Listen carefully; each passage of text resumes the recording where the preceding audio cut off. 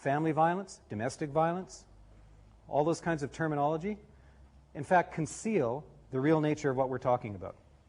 It transforms a unilateral act of violence into a mutual act. In so doing, it shifts the responsibility from the perpetrator, in part, to the victim. Implies that the victim was somehow to blame or somehow played a part. If we get that distinction blurred, we invariably end up, to some extent, mitigating the responsibility of the perpetrator, concealing the victim's resistance, and setting up conditions that blame or pathologize the victim. We conceal the real nature of violence. Okay, does that make sense to you? So we have these funny terms in sexual assault cases. Sexual assault. That's a legal term. Sexual abuse.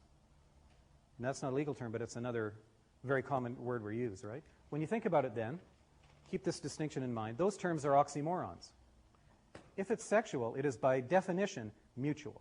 So if it's sexual, it can't be an assault. If it's an assault, it can't be sexual. So the very legal language we use is really confused. Sexual abuse, relationship violence. So what we find when we look at sexual assault trial judgments, which Linda and I and the research group at Victoria have done, is you find judges using, and lawyers, and by the way, you find the same thing in psychology texts and psychotherapy literature. You find people using mutualizing, eroticizing vocabulary to try to describe what are unilateral violent acts.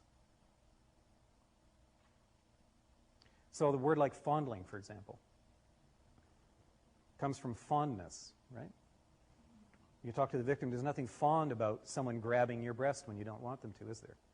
But instead, when we look at judgments and a lot of our literature on sexual abuse and sexualized assault, we find this eroticizing vocabulary used a lot, which fundamentally violates the experience of the victim, engages us in an indirect form of collusion with the offender who wants to represent the acts as mutual and erotic. And so if we're engaged in reproducing that language, we are engaged in an inadvertent form of collusion.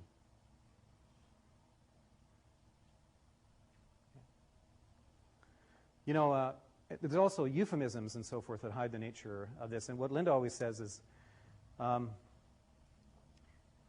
if you hit someone over the head with a frying pan, it isn't cooking. Is it, right?